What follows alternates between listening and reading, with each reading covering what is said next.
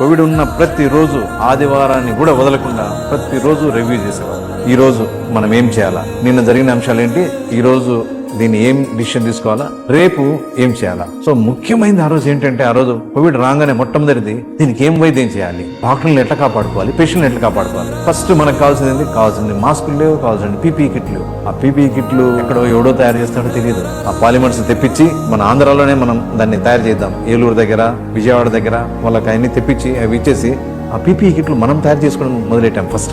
దాని తర్వాత మాస్కులు ఎంతైనా ఖర్చు కానీ అన్న, ఆ రోజు కొత్తగా వచ్చినప్పుడు 250 రూపాయలు అయ్యేది ఒక మాస్క్. ఒక్కొక్కరు ఒకటి పెట్టుకోవాలన్నా, ఇది మనుషులు ప్రాణం ముఖ్యం స్వామి, డబ్బులు కాదు. ప్రతి ఒక్కరూ సేఫ్ గా ఉండాలా. అంతవరకు టెస్టింగ్ మనకు ల్యాబ్స్ లేవు.